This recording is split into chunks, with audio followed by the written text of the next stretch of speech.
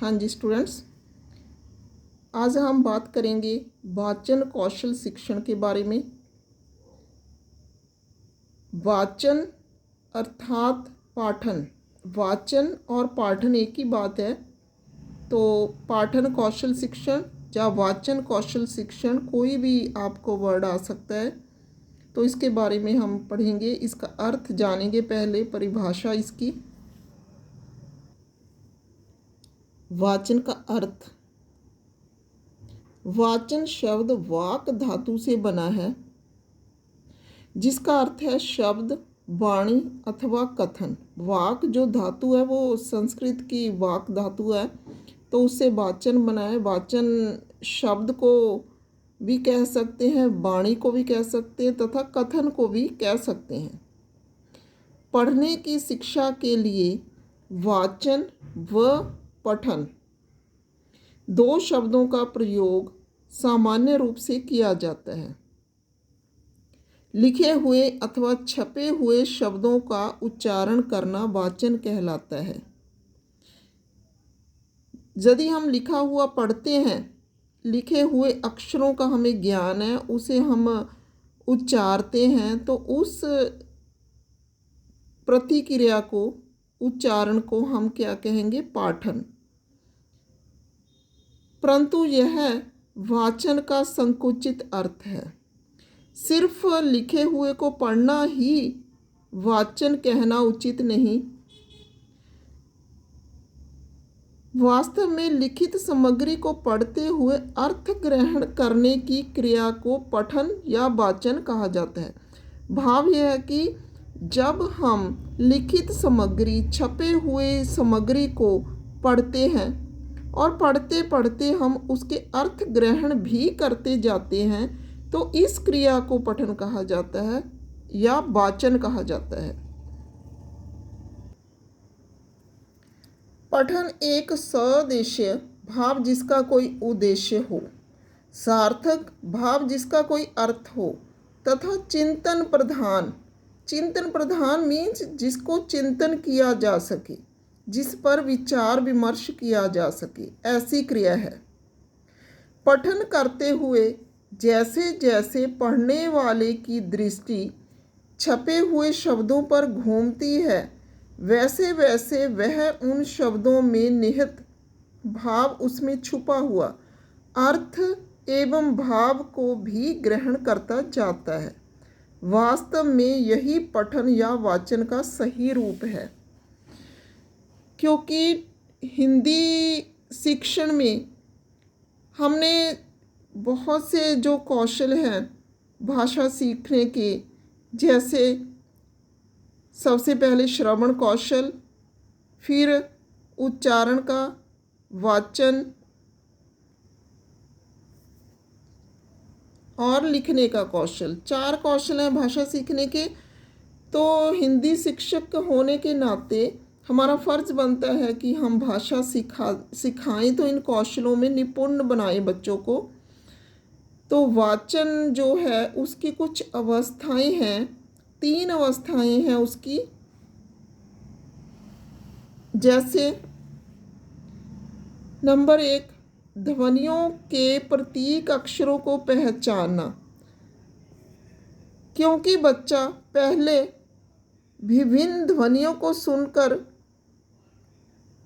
चुका होता है और उन्हें बोलना भी सीख चुका होता है, इसलिए उसके सामने जब उन ध्वनियों को व्यक्त करने वाले लिपिबद्ध रूप आते हैं, तो वह उन्हें पहचानने लगता है। यह वाचन की पहली अवस्था है। क्या है? लिपिबद्ध अक्षरों को पहचानना। वाचन की पहली अवस्था क्या है? लिपिबद्ध अक्षरों को पहचानना। तो ये आपको शॉर्ट नोट आ सकता है। संक्षिप्त जो उत्तर होते हैं उनमें ये आ सकता है आपको। और अर्थ जो है, जैसे कि वाचन का, पठन का अर्थ बताते हुए इसका महत्व बताएं, पठन का अर्थ बताते हुए इसकी जो विधियां हैं वो बताएं, ऐसे आ सकता है। तो क्वेश्चन जो होगा वो खंडों में भी आ सकता है और पूरा भी आ सकता है। नेक्स्ट जो अवस्था है इसकी पढ़ना। वाचन की दूसरी अवस्था लिपिबद्ध अक्षरों को ओंठों से बोलना या मन से उन्हें पढ़ना है। भाव मौन वाचन पढ़ना। फिर अर्थ ग्रहण। वाचन की तीसरी अवस्था अर्थ ग्रहण है। इसके अंतर्गत पाठक पढ़े हुए पाठ के अर्थ व भाव को समझने का प्रयत्न करता है।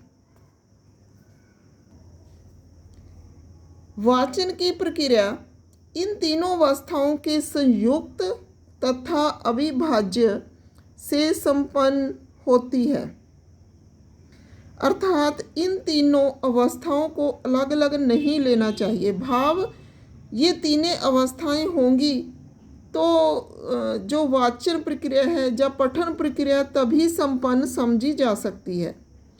उपरोक्त अवस्थाओं के आधार पर हम वाचन की परिभाषा इस प्रकार दे सकते हैं। पूर्ववत ध्वनियों के प्रतीक लिपिबद्ध शब्दों को पढ़कर अर्थ ग्रहण करने की प्रक्रिया को वाचन कहते हैं। पूर्ववत मीन्स पहले जाने हुए ध्वनियों के प्रतीक जिसको हम पहचानते हैं उनको लिपिबद्ध शब्द बनाकर पढ़ना कैसे? अर्थ ग्रहण करते हुए पढ़ना। इस प्रक्रिया को क्या कहते हैं? वाचन कहते हैं। वाचन के आधार करेंगे हम। वाचन के दो प्रमुख आधार हैं। कौन कौन से? वाचन मुद्रा तथा वाचन शैली।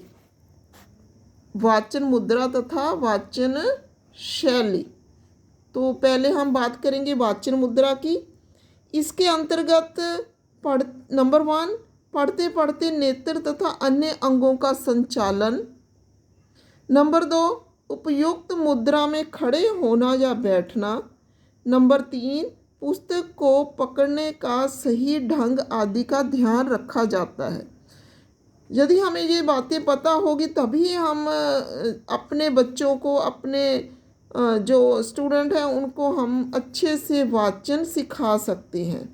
नंबर 2 पर है इसका आधार वाचन शैली।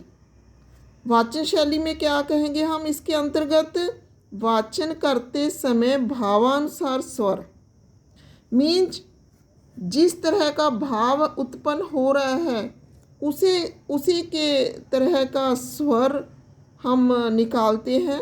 फिर है उचित आरोह अवरोह। आरोह अवरोह जो है उचित, कहाँ पर पॉज लेना है, कहाँ पर रुकना है, कहाँ पर तेज चलना है, कहाँ पर धीरे धीरे चलना है, गति। तो ये सब जो है वाचन शैली के अंतर्गत आते हैं। इसके अलावा यति, लय, बल तथा प्रभावोत्पादकता का भी ध्यान रखा जाता है। मीन्स प्रभावपूर्ण किस लय के साथ, किस बल के साथ प्रभावपूर्ण वाक्य बोला जाता है, तो इसका भी ध्यान रखा जाता है इसमें। तो हमारे पास वाचन की परिभाषा है। वाचन एक साधन है जिसके माध्यम से बालक मानव के द्वारा संचित संपूर्ण ज्ञान राशि से परिचित होता है। ये किसकी है? ल्यूइस की। ल्यूइस नाम याद रखना है आपने। जिसकी परिभाषा दे रहे हो उसका राइटर का नाम ज़रूर लिखना है। वाचन एक साधन है जिसके माध्यम से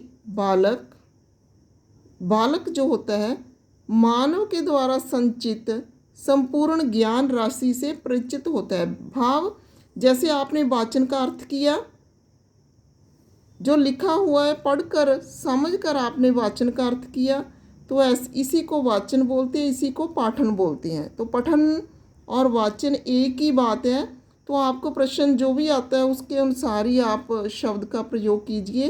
तो उम्मीद करती हूँ कि आपको ये अर्थ समझ आया होगा। मिलते हैं फिर नेक्स्ट वीडियो के साथ। Okay, thanks.